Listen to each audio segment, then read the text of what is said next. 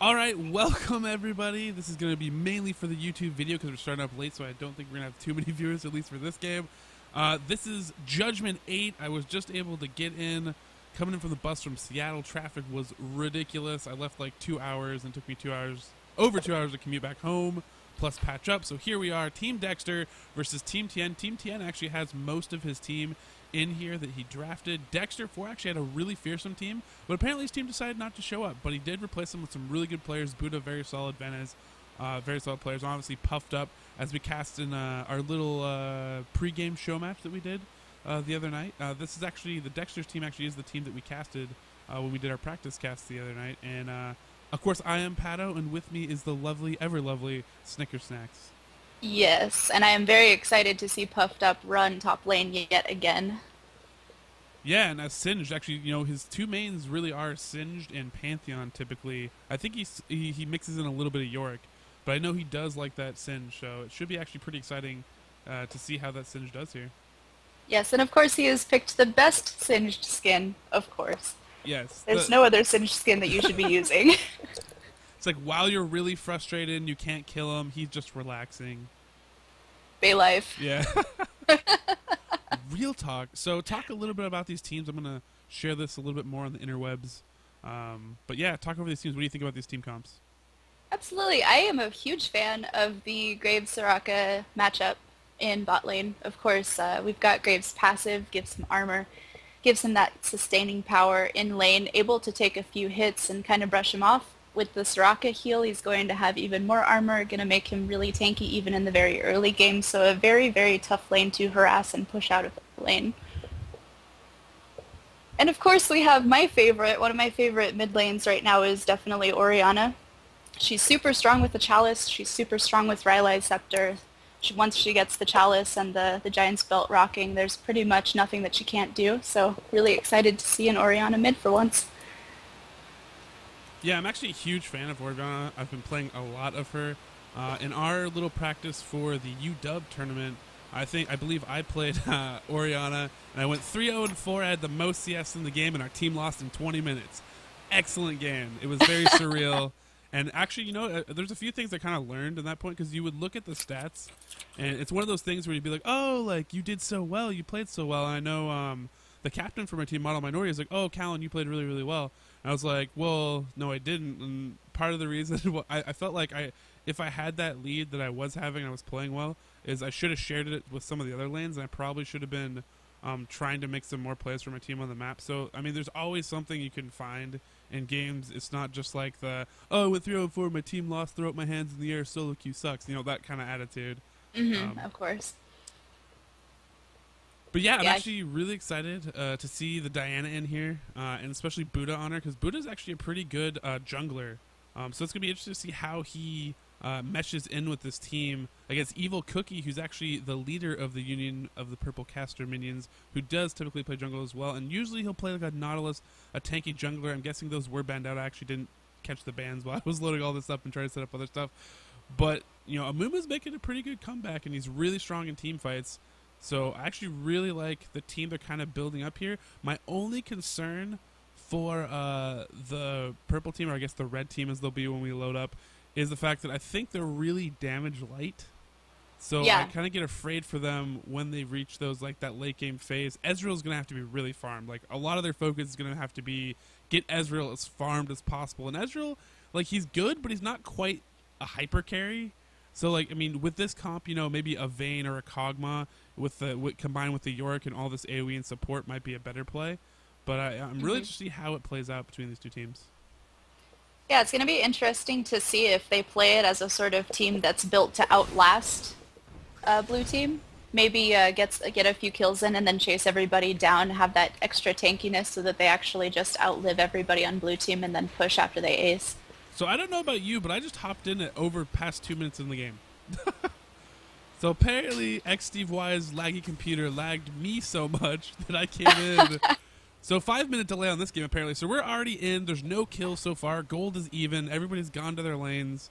No shenanigans, it looks like, except for Format has actually wandered into the middle lane as that Malphite. Something I didn't quite think about when I was looking at that team was what the lanes exactly were going to be. So we're going to see a Malphite versus Orion, not something you typically see. But Format, one thing that we've learned throughout all these judgments is that Format plays, he has these counters, and he kind of like goes to his team, and he goes, you know what, I have this champion, I'm really confident I can win my lane matchup, and so just let me do this, and if we lose, you can blame it on me, which is great, because then if you lose, you get to blame it on him. But the better part is that like he actually pulls it off. We saw him play Fiora in a mid counter scenario before too, and his team actually ended up winning Judgment. So definitely a solid player, and I'm sure Captain Thien is happy to have him in. We have a quick little pause here, which is great. I'm glad we have this pause feature now, because past the pause feature is like, oh, someone's missing, huge advantage for the other team. Sad face. So looking at the early game, everybody's pretty much even in CS. I mean, we're really early in. No one's even popped any pots yet, it looks like. Yeah, we've got a little bit of aggression from Ezreal Taric, bottom lane Ezreal taking advantage of the fact that his very early game is very aggressive, and if he presses his advantage, he can cause Graves to make some mistakes, get some more poke hits, and kind of whittle away at his health so that when they're a few levels higher, they can actually go in for a kill. Yeah, and to be honest, Taric is a really strong support. You know, I was really anti-Taric for a while, just because I feel like once you get out of the laning phase, he's pretty weak. He's just kind of a stun bot. But for the lane matchups bottom lane, he actually counters a lot of the common, you know, he counters Blitzcranks, bottom lanes, and a lot of stuff, and he's just really solid for the bottom lanes, especially if you want to play this aggression style. And the classic kind of anti-lane that you see in response is this really sustained Graves lane that we have here, just, you know, stacking Astral Blessing with Graves passive and being pretty tanky all in all. Yeah, Ezreal, you can see, is really trying to press his advantage in the early game, trying to get Graves down to half health so that in a few levels they can go in for that kill and make Soraka waste some of that mana. Yeah, we actually have some very heavy warding for the red team. They know since they are going to be aggressive, they're going to ward this Tri-Brush. They're also going to ward up in the river so they can't get caught out in case Buddha decides to make a move in there. Buddha actually does have double buff here. He's level 4, keeping in pace with Evil Cookie. Evil Cookie going to back first, it looks like, and go buy up with his double buff. And I'm interested to see where he decides to go. It looks like he's heading towards the bottom lane. So we might see him actually sneak up lane, because this lane is being pressured very heavily. So that could be actually a really good move for the red team. And, you know, like I was kind of saying a little bit earlier, I think this game is going to come down to the fact that Thien's going to have to get fed. Really fed. Yep, Amumu's going to creep in through the brush here, just outside of the minion, waiting for that opportunity to come in. And he's just going for it. I mean, he crossed maybe a little bit impatiently. Maybe he was asking if they had a ward there, and his teammates weren't sure, and he quite went for it. But yeah, that's what I have to guess. He thought maybe it's warded, and then he just kind of ran for it. A lot of those lane ganks, you have to be pretty patient and make them think for sure that you're not there. And oh wow, I think he just barely missed his banish toss on the XT5. But XT5 is way out of position here, and they're definitely going to feast on this. There's first blood, and that's exactly what they need. And Graves is not going to be able to farm at all in this bottom lane. Yeah, pushing that lane right after Amumu backed off was really not the best thing for them to do, considering Graves is now by himself and Amumu is sticking around. Oh, wow. That was an excellent chain CC. Yeah, this is some good work by this red team, and that's definitely where they need to put the focus. They need to really win that bottom lane. Dexter4 is an amazing AD player who's the MVP of the first ever judgment we had playing AD bot. He's known for that. And actually a kill mid, and Format's going to try to get out of this, but Diana is hot on his trail. He's actually going to run down through his own jungle. He actually has some support here. They actually might be able to slow down Diana and be able to protect. Ooh, XTY not going to go in there. He actually has an escort now backing him up, and Format's actually going to live through this. So great engagement there, actually getting the kill and getting out. I'm sure Budo wanted to pick that up. Yeah, unfortunately for Oriana, Malphite picked up his ult just in time to secure that kill and make it out with just a sliver of health. Those are always the greatest moments, when you pull that off and then you just barely survive. Get the adrenaline going a little bit. Now, the one concern that I'm seeing from XDY, and the reason he got picked off the first time, is he's kind of separating from his AD, and Red actually has it warded, so they know when Dexter's actually vulnerable. They see that XDY is going there, but the other thing, too, is it makes XDY vulnerable because now he's away from Graves, and if they can engage on him really quickly, especially with the help of a Moomin like they did last time, it's pretty much a free kill. Looks like Thien's going to go back now, though. Very low on mana, so he's going to buy up, get some mana back, and come back, and I'm sure the harassment is going to continue.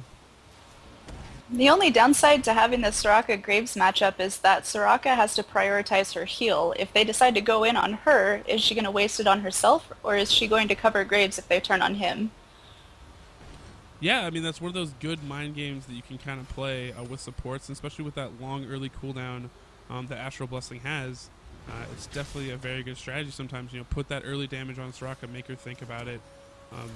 And as we saw earlier, they were putting all that pressure on. That heal, it's a really long cooldown. It's not a really good heal at the early ranks, so they definitely pressured her, tried to get her low on mana there, and make her spend out that heal. But yeah, like you said, it's a good point for a lot of lanes that play against Sorakas and feel like you're bashing your head against the wall when you keep damaging their AD and they keep getting healed. Sometimes it's a good idea to go for that Soraka first. Yeah, Malphite down with that aggressive ward, making sure that he has both sides of his lane covered so that he can err to the side of caution if he sees anybody coming through. Diana's top and visible right now, though. Ooh, yeah, she's trying to be patient there, but good game awareness by Cloudy Days. He's just passively farming, not going to take any risks, not going to overextend. I feel like Red Team's actually doing a really, really good job here with their warding and just communication, because I can tell when they're backing off. They know where Buddha is. Buddha hasn't been able to actually surprise anybody yet, which is really, really good. And now he's going to be able to get onto Evil. Cookie has a lot of damage going there. They don't want to lose that double buff.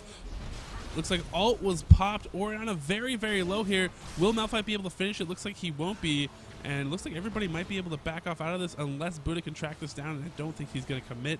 Meanwhile, bottom under a lot of pressure. XD wide went back, so again, they're putting the full press onto Dexter. Again, if you play bottom lane, whenever you see that support leave, it's time to basically zone out the AD carry, put a lot of pressure on him because he can't really do it by himself. There's a flash stun underneath turret. True Shot Barrage is going to land. He misses his Essence Flux. Arcane shifts after him. He's not going to be able to do it. The heal. Oh, the Mystic Shot just barely misses, and now it's XDY versus Thien. Will Thien be able to escape? No, he won't, and XDY picking up the kill there. The heal just barely saving him. That was a brilliant play. Up top, we see that Singed has finally managed to kill Yorick. With the help of Diana, who has gone back now, Singed is free farming. Yeah, and that's exactly what they want. And we know Puffed Up is a very, very solid top lane player, so that's actually going to be a really big thing for the blue team to start him rolling in that top lane. And likewise, a nice little boon for them too is they got Ezreal off them back. They got really, really aggressive, arguably overly aggressive, and tried to make that kill. I mean, if that Essence Flux had landed when he committed underneath turret, Graves would have been dead, but he just barely missed with it. And that's the risk you run when you play a very heavy skill shot champion like an Ezreal. Yeah, that was also a risk taken based on the fact that Soraka was running back to lane. One of her Astral Blessings was able to heal Graves just in time, not enough damage from Ezreal, and he decided to commit, had to run through, and Soraka ended up picking up the kill for him. Yeah, I guess one of the bright sides, at least for the red team, was that Soraka picked that up and not necessarily Graves. I think they feel comfortable feeding the Soraka at this point in the game. There's some pretty aggressive red team warding Pink, Intri, and Dragon at this point. Kind of betting on the fact that Diana's going to stick up top so that they can maintain their heavy pressure on bottom lane, forcing Graves away from the experience in the last hits. Yeah, it's definitely reaching the point in the game, too. If they can pick off a really nice kill on bot lane, they'll be able to pretty much turn that into a dragon if they want, especially with Diana spending so much time in that top jungle, or that top lane. We're seeing now that Malphite's actually been able to still last hit bottom, with followed up by a banish toss. True Shot Barrage will land this time. Heals coming in for Dexter, but I don't know if Dexter's going to be able to escape this one, and they will pick up that kill bottom like we were talking about. Sorry, just lots of action going down. But continue. Oh, Malphite coming down bottom lane? Seems like it's a good time for Dragon at this point. I don't think that they're going to go for it, though, because Oriana shows herself. Yeah, it looks like Thien and Roxas down bottom are going to press this lane in against this turret. Push this wave in, deny Ezreal some experience and some gold right there. Or, sorry, Graves. Some experience in gold. Yeah, definitely going to back off. Not time to take that turret yet, as we've discussed earlier last night. The prime time to start thinking about taking the turrets around minute 15. For now, they want to deny Soraka and Graves as much as they can by controlling the lane and controlling the minion wave. And we had a big engagement under mid turret. Boot actually diving in onto format. And Evil Cookie actually coming up with a nice little clutch bandage toss. And both members, Format and Buddha, barely escaping with little health. Buddha taking a lot of damage from that turret. And now Cloudy Days has kind of been left to his own devices up top here. We see him keep pushing the lane. And as the lane pushes, he's going to head over here and feast on some golems as well. We see a lot of the members of both teams actually utilizing a lot of farming of the minion camps, which is something that you see in a lot of high level players. They know it's like, if I can't farm my lane safely the way it is, let's go grab golems, let's grab wolves, let's grab wraiths in middle lane, for example, and really get that CS up and keep that gold incoming. And if your opponents don't do it, that's that little bit of edge that can get you those items quicker, or keep you stride for stride if you are a little bit behind. Yeah, absolutely. And you do have the gold amount that's given by those jungle creeps increase a little bit over time. So if you time it right, you can sweep through your minion waves in your lane, clear that up, push it a little bit, and then go back and farm off of, say, mini golems regularly every 2 minutes. So just taking a look at the junglers, it looks like Buddha, he's level 8. He is has his mobility boots, which is so common for junglers. As we see, Mumu has mobility boots now too. And he has his Philo Stone, so Mumu getting a little bit of extra gold there, and he's actually a little bit ahead in creep score on Buddha. Buddha's been spending a lot of time trying to get off some ganks, and I feel like Evil Cookie's been playing a really solid jungle game this game. He's been in the right places at the right time, had great map awareness, so a lot of fights have gone down, and he's secured 2 kills in bottom, and he's also actually protected Format in that mid lane with that bandage toss when Diana was trying to go in there. So I have to give him props early on in this game. Evil Cookie playing a very good game. Looks like a lot of pings going down in the brush. It's like trying to signal for Diana to come around, but telling her that there's a ward there, she's going to go back to her own jungle. Yeah, both teams should have some pretty good communication. And there's a nice stun onto Dexter. Going to trade a little bit. And that smoke screen, such a good ability. And Riot's nerfed it a little bit over time, but the utility of that in trading is so strong. Diana being a little bit sneaky here. Will she be able to go on and get this Tark? Tark flashes after the stun.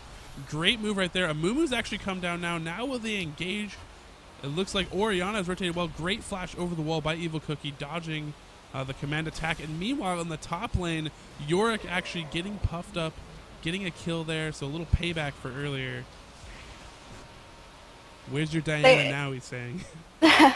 They're definitely keeping up in step with CS with each other up top. They are some of the most heavily CS champions on the map right now. Yorick's going to press the advantage. He knows that everybody is down in bottom, towards bottom lane, clearing wards, trying to set up for Dragon.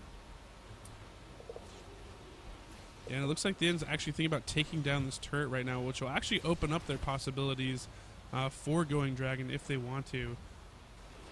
But it will make that lane a little bit riskier to push, but we're already past that 15-minute mark like we're talking about, and it might be time for them, if they would like to get out of lane and start getting some objectives and snowball their team gold as hard as they can. But one thing that is going to have to happen as they do that is, a lot of teams, they've been talking about they want to snowball their mid lanes a lot. So like when the mid lane rotates to go kill stuff, they'll give the mid lane the farm. Because they're very much, mid lanes are very much based on, their mid game, and so by giving them all the farm early, they reach their max potential early and can carry you through those stages for your AD to follow up.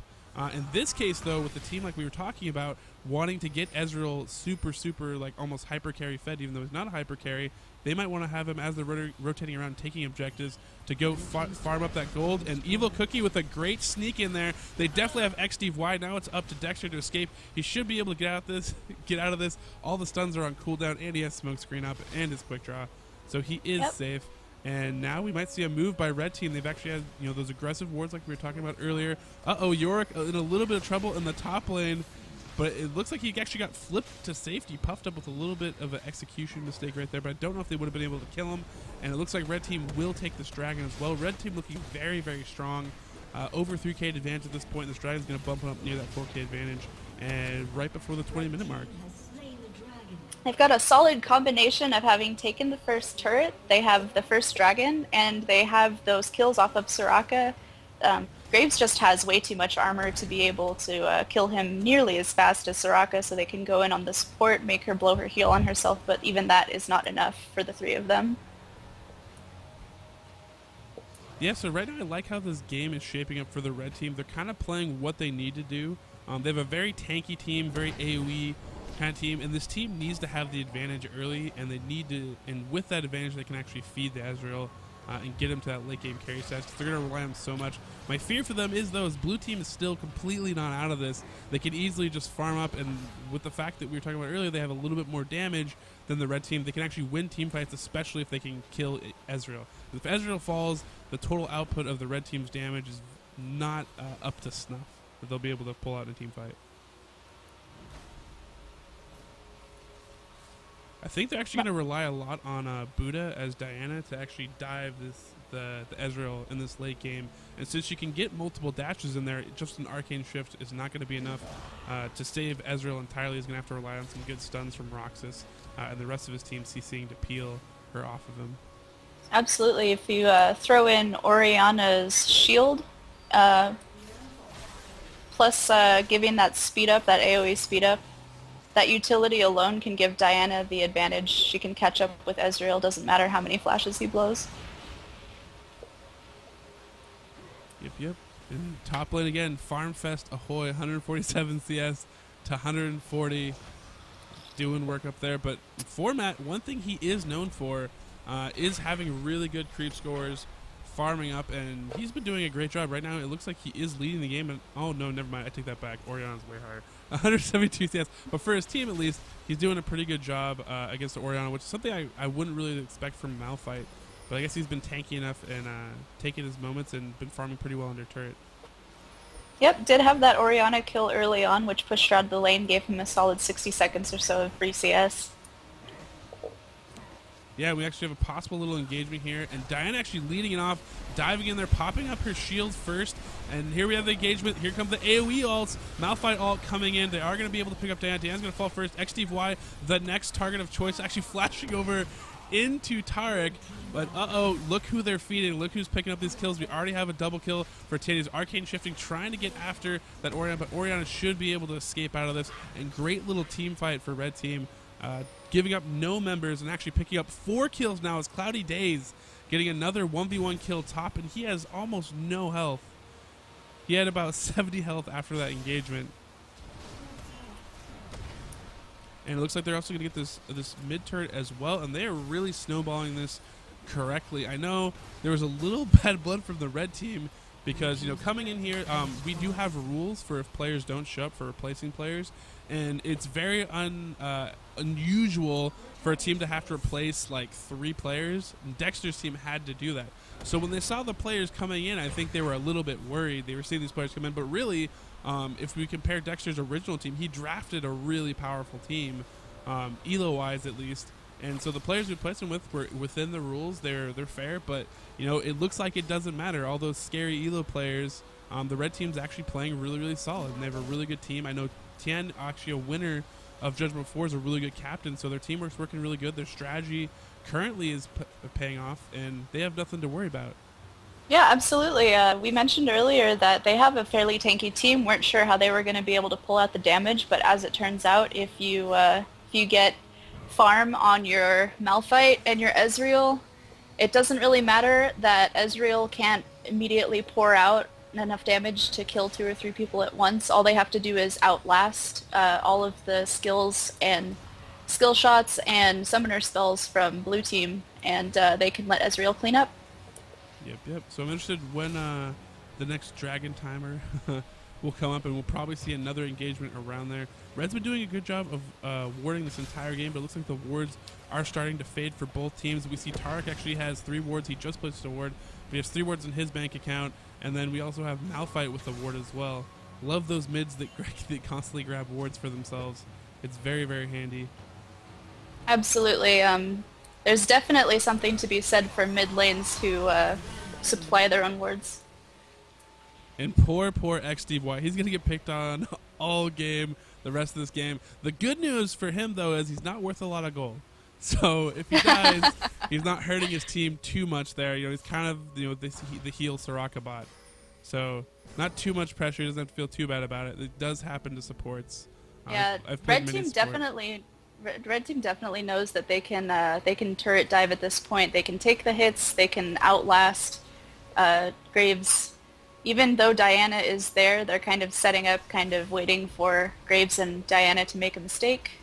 But Orianna and Soraka are going to come up from behind and give them some more support. Yeah, and it looks like they're just going to give up this turret. I mean, this is great teamwork from this red team. Like, they are not letting up. They're rotating. They're taking the turrets that are available to them. And blue just really doesn't have a response to it. You know, one of the weaknesses, you know, as I was talking about, this team did kind of get picked up on the spot. They were scared of the elo, but the other problem is that this team doesn't, you know, they don't have the gelling coordination. They obviously didn't have enough. They didn't have any time to practice. I don't know if red team practiced, but you know that kind of messes up your team communication. If you're just playing the first game, it's always a little bit shaky in these tournaments since it is kind of pick up teams. But red is gelling and blue, you know, there's kind of just taking it. And there's the dive coming in. Buddha's gonna fall right away, and Van's just gonna back off. There's nothing he can do about this turret. They're throwing a little damage, but that is all she wrote. Looks like York actually rotating down to team up with his team, and they're just pinging for Dragon at this point. Yeah, Dragon is definitely a great choice unless they can go up here and cut Singed off, but looks like Singed is pretty tanky at this point. He has that Rod of Ages. Yeah, this is not the gank you were looking for. Dragon is an excellent idea right now. They just pressed the advantage. They got a kill. They got a turret. They can easily back out now, take Dragon, go back, and buy up. And this is one of my favorite things. They also just took blue buff, and just mentally as a team, you know, when you're behind, you feel it. But then when like all your buffs start to get stolen, and you feel like they're always in your jungle, that really starts to play with you. It puts a lot of pressure on you mentally, especially in these kind of like tournament competitive situations. What's brilliant in particular about Tarek's build is that he went straight gold per 5 items. Sorry, gold per 10, and bought level 1 boots, and then just simply bought mass wards and has maintained ward coverage over the entire bottom half of the map, aggressive wards at Dragon and inside of blue team's jungle for pretty much the entire game. So I'm really impressed with the fact that he's been able to maintain vision. Yeah, and now he's actually picked up an Oracle as well and a Schroeder's Roby, which is going to really help his team with engagements. Looks like Evil Cookie a little bit caught here. He turned around, actually. I believe I think he might have been pulled in by Orianna, but it looked pretty far. I almost thought it looked like he bandage tossed, but I'm not quite sure with that skin. I can't quite see the bandage tosses easily. Blue team knows that Yorick isn't there, knows that they have the advantage. It's 5v3, so they're probably going to go in on this turret. Yeah, which is actually good for them. You know, they just lost a bunch of turrets. They lost Dragon, they lost their blue buff, and you know they come back really strong. They realized they could get mid turret. They picked up a kill, and now they're just keep on pressuring. It's very, very smart play by them. Yorick looks like he wants to come down and join in, but they have blue team has strategically warded to cover their backside, so Yorick isn't going to be able to wrap around them. Yeah, and I do like this response. You know, I was talking about having the enemy in your jungle all the time. You know what kind of mental game that plays with you. But you know what they said? Hey, you know what? We got all the wards. We've warded up our jungle. We can see them now. You know, we're pressed. We're gonna take this turret. We got a kill, and so they have to be feeling a little bit good. You know, they're kind of rallying a little bit here. They're still down about 11k, which is not the deficit you want to be in at this point. But like I said, you know, if they stick with it and pull this to a later game, they might have more damage than their opponents, even though they are so tanky, and be able to win the late game. Good play clearing the ward at Baron. Blue team is going to have to really keep on Soraka to keep warding. Doesn't look like anybody else is buying wards, and this is definitely a distinct advantage for red team. See that Amumu has wards, Yorick has wards, Malphite has wards. They're definitely picking up the slack, while Tarek had to spend money on that Oracle so that he could start clearing blue team's wards. Yeah, the pink Tarek with the stealth pink Oracle. OP. Does that really confuse people? No, I don't think it does, but it's just funny. I always pretend. I always pretend when I play my capeless Tarek skin. He's color coordinated. Yeah, exactly.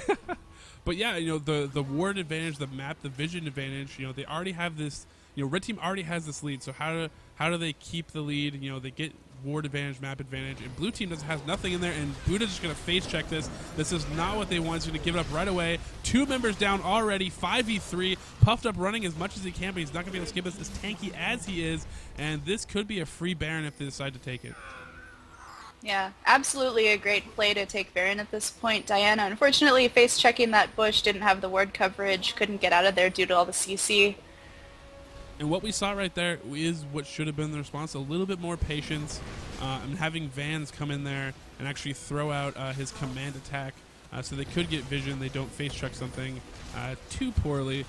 But, right now there's no way that they can actually steal this. In response, Dexter's actually taken mid-turn. That's actually a very smart play. That's probably the best bang-for-buck move he could have made in that downtime. So very, very heads-up play by him, going like, hey, you know what? Why be silly and try to go in there and steal it? That's such a low percentage chance for me. I'm going to get mid-turn. But now he's getting chased down by Cloudy Days, getting that slow. He's trying to remove that vision. Flash after by Cloudy Days. Cloudy Days is like, no, I'm sorry. You do not take turrets from us and live. I want this farm down bottom. The amazing ward coverage on red team over by Baron. We see everything at Baron. And this blue ward that missed the brush, that's painful. Oh, that's unfortunate too. Yorick is definitely doing the right thing here, pressing the lanes out. The standard response in the mid to late game now is, name of the game is pushing lanes out. Keeping those lanes pushed means that even if blue team somehow miraculously gets a full clear ace, they won't be able to use that 60 seconds that they buy themselves to be able to push effectively because they'll be pushing through a full map's worth of minion waves. Yeah, and that's a good tip for a lot of players that are playing and want to know how to win games and take advantage of that late game advantage.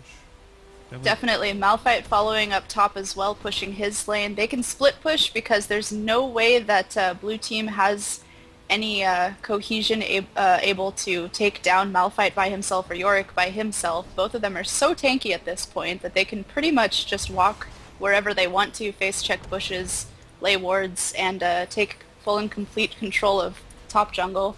Yeah, it's actually kind of funny because those are 2 champions that you typically see. Oh, Dive coming in there, Unstoppable Force, and Amumu going to make sure the Buddha has no chance to escape, or Zans, and I mean, this is looking like a wrap for the red team. They look so strong right now. But, like I was going to say, it's like typically, Malphite and Yorick are 2 champions that you would see in the top lane as top lane solos. And what a top lane solo usually does is they become that tanky character that you have to divert a lot of attention to try to take out. And here we see Yorick pushing mid by himself. They can't deal with him. They're trying to deal with his top 4 champions. They can't do that either. Yorick now coming in the back. And it's like they have 2 super fed top solos that they're able to use to push this lanes in this late game. And really, this is just such a solid game by the red team and really impressive. I'm interested to see how they do, going farther in on this tournament. I mean, they look really, really impressive here.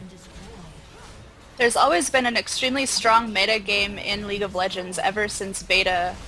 We came out of closed beta, where tanky bruisers definitely have the favored game. They definitely have the advantage of being able to take hits, being able to outlast skills, and still do damage. Yeah, I mean, and that is going to be it. Team Thien taking round 1 against Team Evil Cook, or I guess, actually, sorry, not Team Evil Cook. Evil Cookie is on his own team, normally captain, but he's not, against Team Dexter. So, a little bit sorry for Dexter. A lot of his players didn't show up. Unfortunately, those players are going to be penalized for not showing up and giving no notice, which is unfortunate for them. But Dexter falling here. Thien, previous winner of the first ever judgment that he got to captain, back from Vietnam for the first time, recaptaining a team, and we might actually see him against his protege, No Name Too Lazy, if No Name Too Lazy is able to win his game. Yeah, it's really really cool to see such a strong tanky team that we were a little bit skeptical of at first actually pull off some amazing plays, picking up dragons, picking up kills, getting that CS.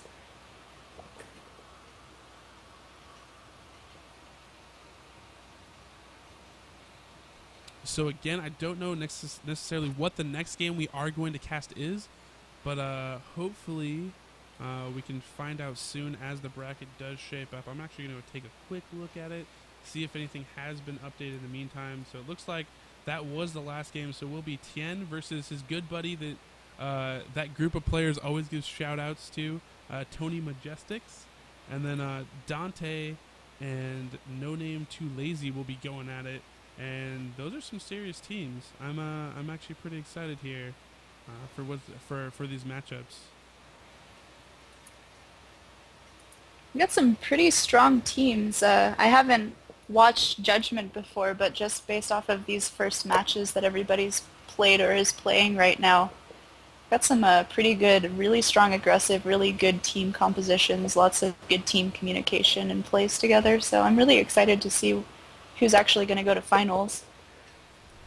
Yeah, I mean, my dream matchup right now is probably No Name Too Lazy versus Thien, just because they are like the buddies. You know, the original team that won the first time Thien played was Thien, No Name Too Lazy, and Valiant. And both No Name Too Lazy and Valiant, who were the players for his team, have been captaining in the meantime while he's been gone in Vietnam. And now they're actually on together on their own team. No Name Too Lazy taking Valiant first. So those two are going to be going against their former captain, their leader that brought him into Judgment, and it should be an epic showdown because obviously Format, very strong player, and the rest of this red team was absolutely stellar. And Evil Cookie, you know, I've watched him jungle for a long time, but this was actually a pretty impressive performance by him.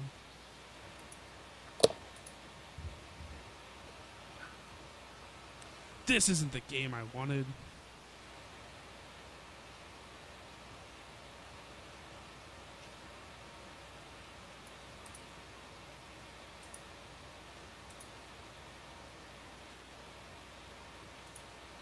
So let me just figure out real quick. I'm going to message Joe, the Howard, and For sure. find out if we're casting or what's going on.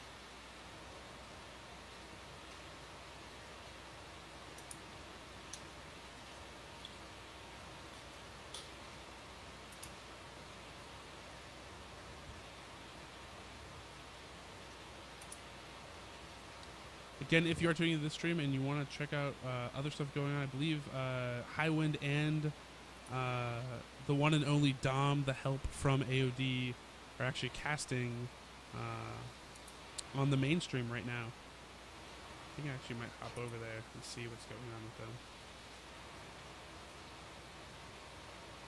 Oh my gosh, I hate this now. So you ever type in an address wrong, and then it like auto populates whenever you try to go to Twitch? And you cry Oh, deeply yes. inside? Yes. Cloudy days. I love these guys. Looks like they're setting up for the next game.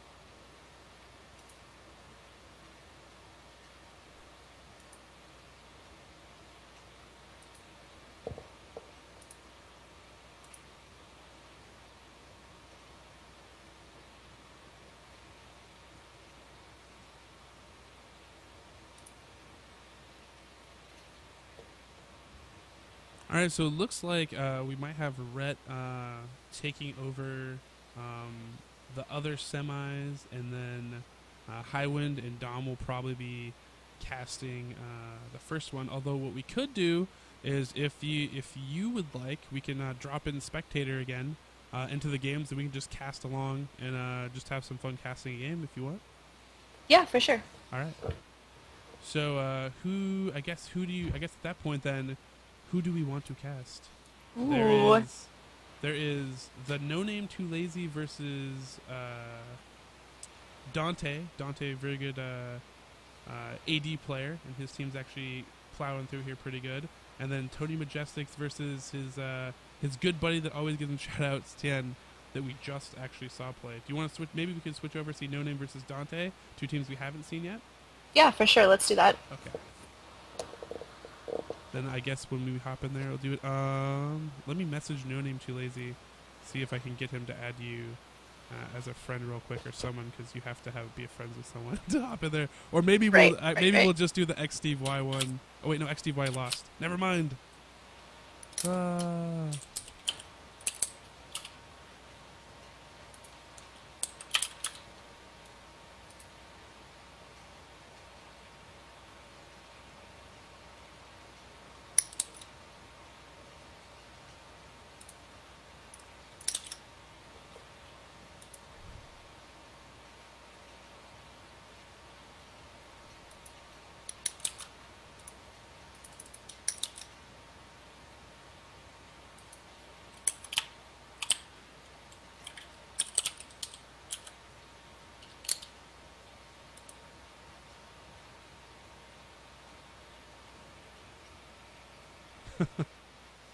All right, so yeah, it looks like we're gonna do.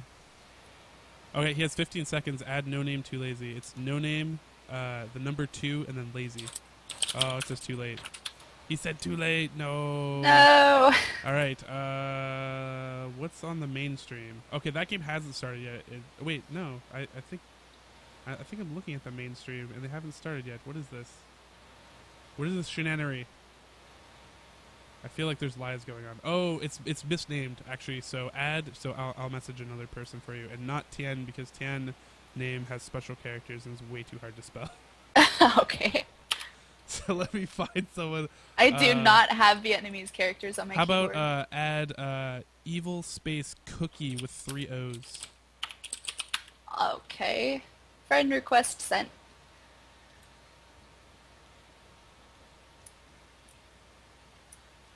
Let's be friends, Cookie.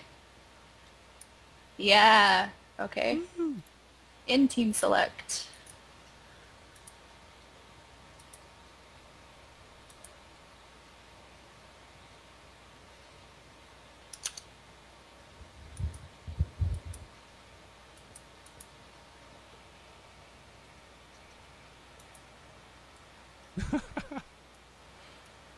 Good times.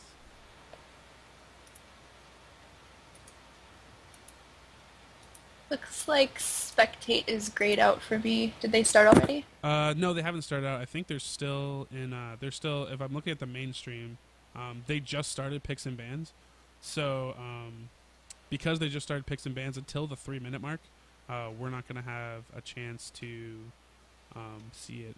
Let me message Highland real quick. 'Cause Okay. Fair enough.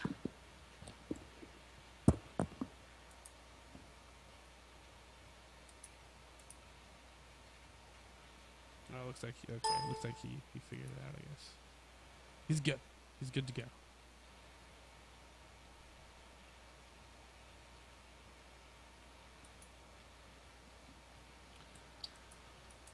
So how was your day today?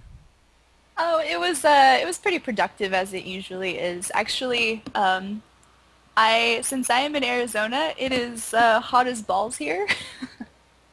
It's like 98 degrees or something like that outside. So I've been rocking the shorts and t-shirt all day. Nice.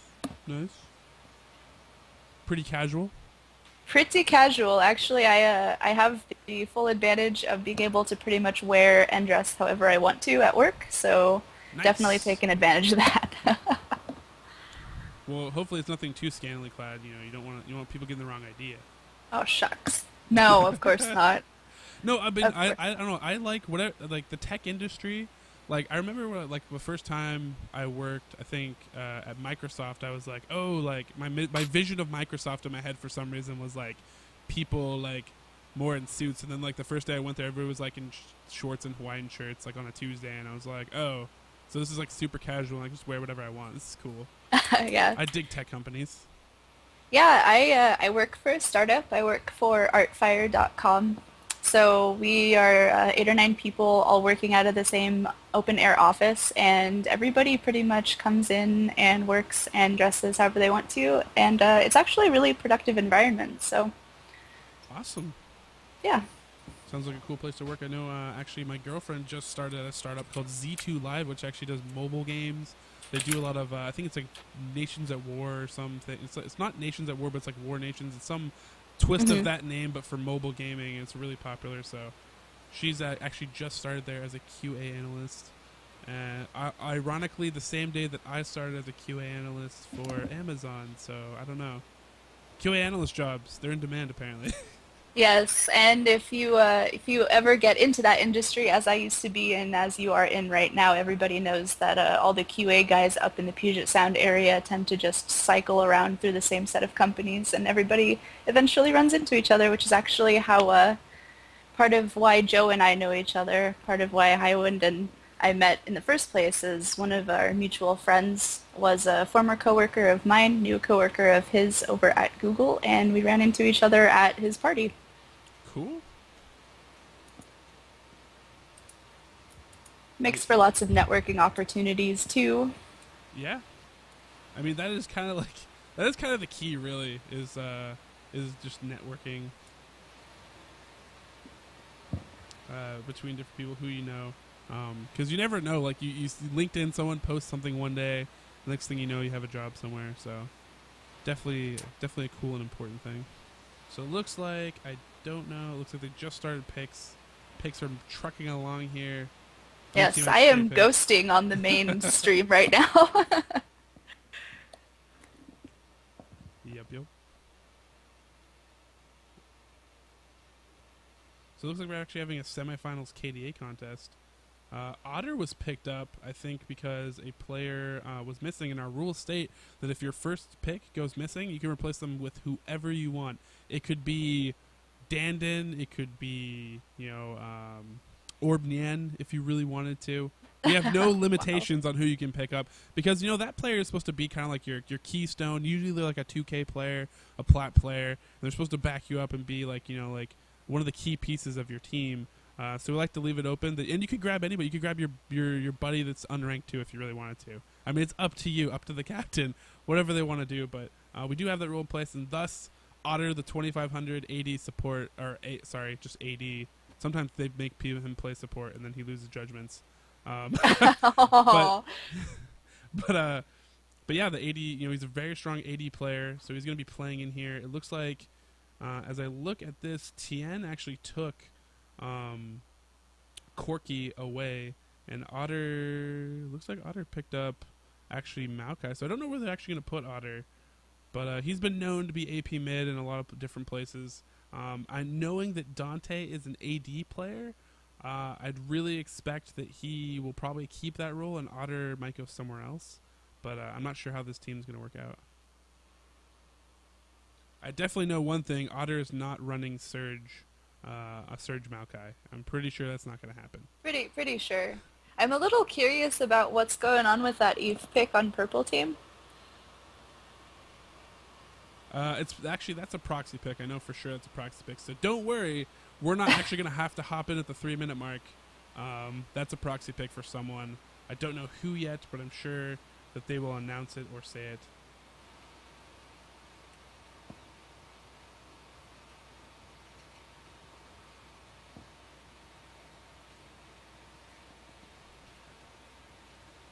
So it looks like blue team's wrapping up with Karthus, Janna, Wukong, Maokai, and Ezreal. And as we look over at the other team, it's going to be Corky, Tarek, someone, and Yorick and someone else. Which, seeing how that's Tien's team, the Yorick Cloudy Days played him so well last game that I would expect that from them. And I would, if this Rumble pick goes down, I will be the happiest person because I love Rumble. Almost too much. It's definitely been a while since I've seen a Rumble mid. He can be played mid. I mean, he can be played actually pretty successfully mid. if you play him correctly. I mean, the matchups become like quite different as far as you itemize and stuff like that, but it's definitely playable. And there's the quick dodge, so we're gonna find out shortly who they will go with, and all will be right in the world.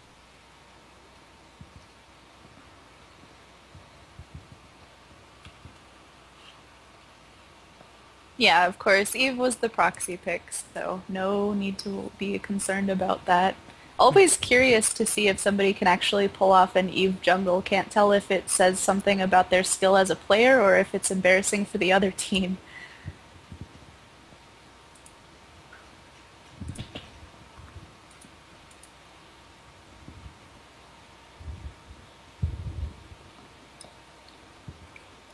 So this, I believe, so yeah, so this is, since this is Thien, this will be Tony Majestics, all the shoutouts in the world versus his captain, his buddy.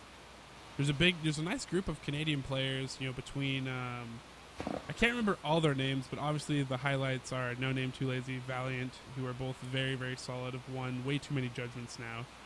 Thien, obviously the original captain, who's obviously captaining his team pretty well right here. Tony Majestics, who's actually stepped in and actually stepped up to play, who's actually a pretty good player. So I'm actually excited to see him as a captain here. And so all those players just kind of hopped in. They've won some judgments and they've slowly become captains. So it's kind of a cool thing to see a group of players really like take to the judgment format and, you know, really love it and come back and actually, you know, be captains and support and track down players and provide players and step up when needed. I'm thankful for it as a tournament organizer. Yeah, and for sure, Judgment's been going on long enough that the word has spread a little bit. Everybody has told their friends about it or at least invited them to come play, so there's plenty of people that every team has to rely on to throw in case somebody has to bow out or has to cancel last second.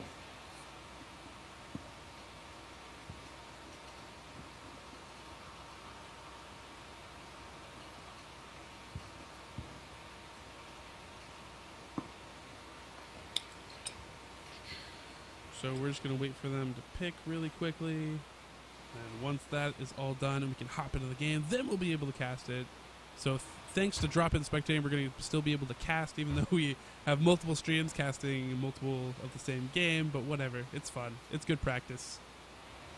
Absolutely. And it definitely depends on what flavor of commentary you're looking for, too. I, for one, that we've talked about before, Pado, definitely a huge fan of metagame analysis, about mechanics analysis, and about specific strategies depending on what's going on the map and how your team is doing and where you're at, if it's early, mid, or late game. Yeah, and you know, I really know. I don't know. I have a lot of favorites. I know with our combination of casters, I've casted with a lot of different people throughout time at different live events or online tournaments and stuff like that. And really, it's fun.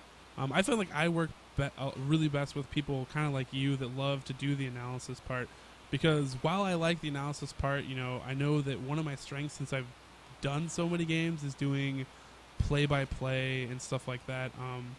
It's kind of hard, like unless you do a lot of games and you practice a lot, it's kind of a hard skill to pick up. So I like doing play-by-play, filling that in, and just kind of joining in and having someone that, you know, is especially like you, that's like that's very cerebral and that's looking at a lot of stuff that I may not be looking at while I'm trying to control the camera and run around the map. So definitely like casting with you. I know if you cast with a group, say like, you know, Highwind and Dom, this combination right here, they're very upbeat. They're going to be energetic. Everything's going to have some analogy or metaphor tied in with it because Dom's that hilarious. And yeah, so, he's definitely a character for sure. I was listening to them cast the pregame earlier, and he is a freaking chatterbox. No, he is, and that's, it's you know, great. And it's very, you know, it's very interesting too, because it looks like the game, we can hop into the game. So I'm gonna hit spectate and hop in here, and there we go. Bam, we exist now. We can see the pics. We did it, guys. But yeah, you know, that's a very fun casting duo. Like, if you just want to like chill back and laugh, you know, Dom is definitely the guy that you want to go in there. He'll say "swill the brandy" a lot, but besides that, he's pretty good. And obviously, Yeah. if you're a fan of AOD, it's kind of fun too to hear a member of AOD cast some League of Legends. And I know Kyle Danger Henrik, aka KDH, that does a lot of the writing for AOD.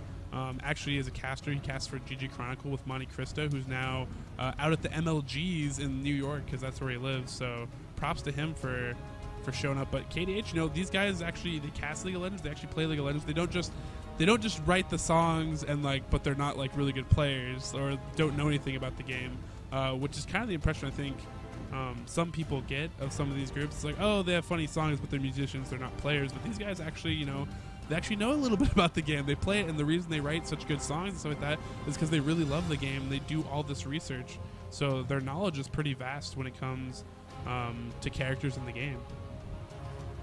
Yeah, his humor definitely comes from a player's side and not a musician's side. He knows this game very well. He's able to cast at a pretty rapid pace to keep up with Highwind, and they play off each other really well. Yeah. I really like Blue Team's composition. It feels really about 6 months ago to me, to be honest. But it's a really traditional combination. You've got a really solid, kind of really aggressive kill lane style duo bot lane. You've got Wukong, who's a really solid top laner. Maokai jungle has always been amazing and was kind of underappreciated until about 6 months ago when people started picking him up as a jungle role.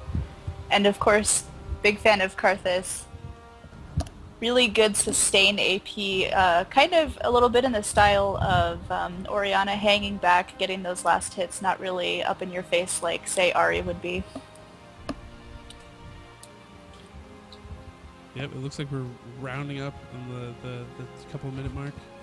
I don't know. I'm sorry. The red team has Rumble, therefore it is my favorite team, and I will root for them. That's just how it's gonna be. Challenge accepted.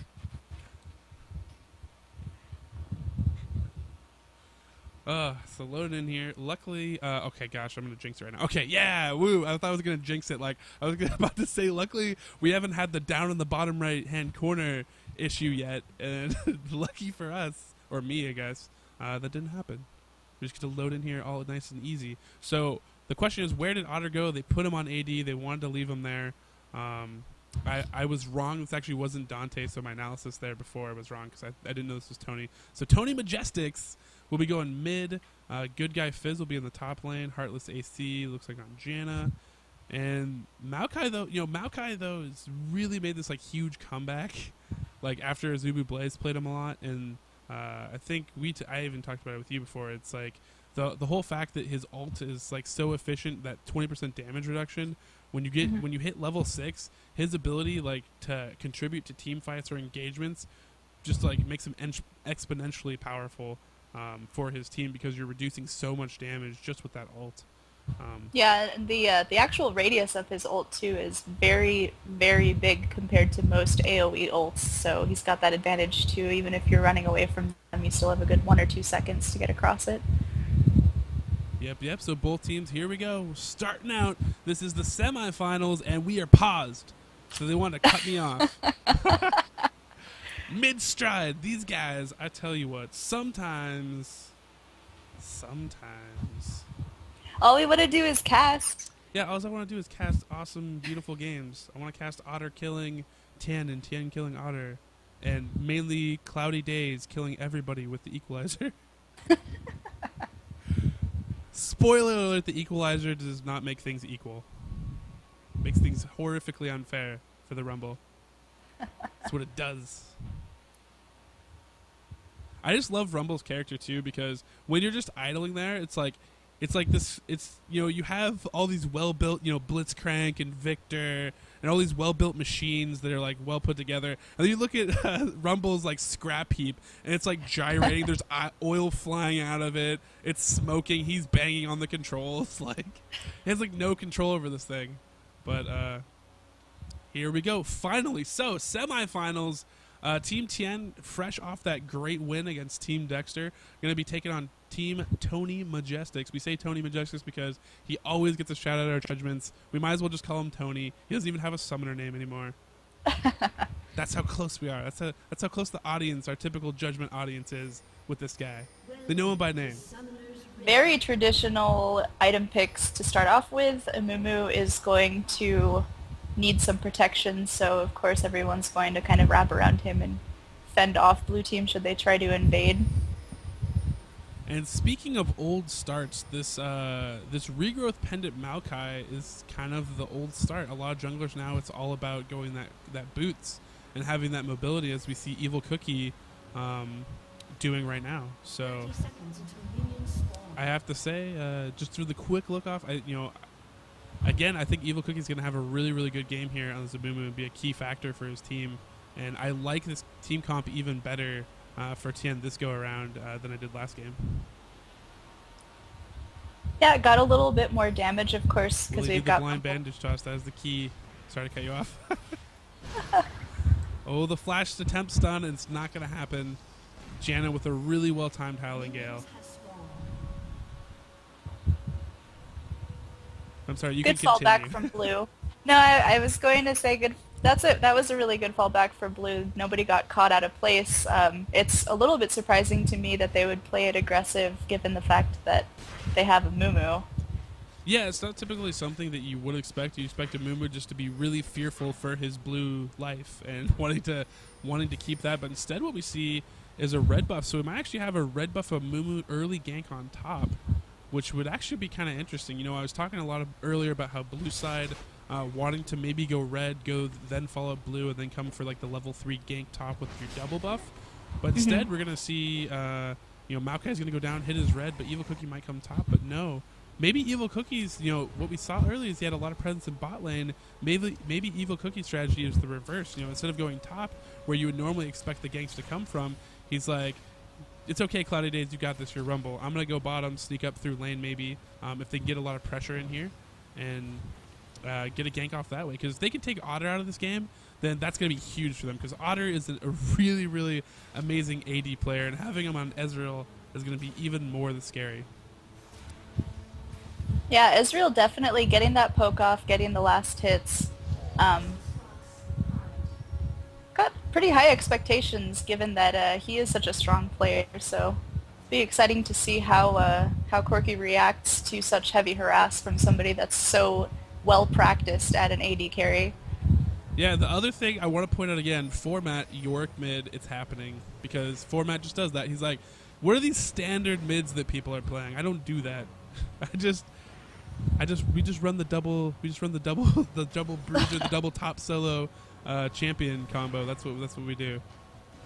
There is definitely strength in the tankiness because Yorick does have really good damage, and if he can live through or outlast Karthus mana.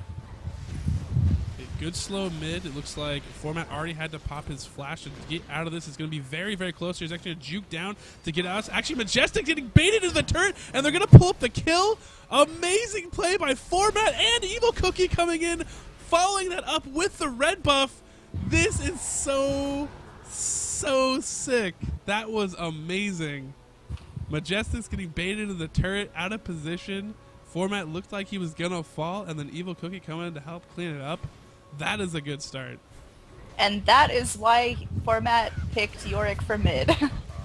Yeah, now she might be in a little bit of trouble. Wukong with the Ignite and the Flash trying to catch up to him. Snuck in there right away, and he is going to pick up the kill. It looks like maybe the MIA call. That is actually a really smart play by top, because that's not something you would typically expect the top solo lane just be like, I'm going to leave my lane completely and rotate in while like everybody's dying and then try to pick up this kill. Yeah, but if it does get you the kill, which it did, Wukong, definitely worth it. Definitely gonna go right back up there, pick up where he left off with his CS. Yeah, and he picked up blue buff, which is really, really good for this Wukong. It's gonna help him in this top lane against this Rumble. Now, Rumble has hit that level 5 stage. This is the time when Rumble can actually start to really lay out damage if he wants to, and start to trade. Typically beforehand, a lot of people's impression of Rumble is like, you want to go super hard aggressive early. But really the key to him is actually to play patiently until you hit this level 5 mark, depending on how you've ruined Mastery. But if you go a little bit more defensive and you hit 5, that's where a lot of your burst, or your damage potential really starts to kick in. Oh, we have bottom lane going in. Taric stun. Bandage toss miss from Amumu. Unfortunately, they have the river warded, so they had enough warning so that they could get back in time. Yeah, it looks like somehow I wasn't live.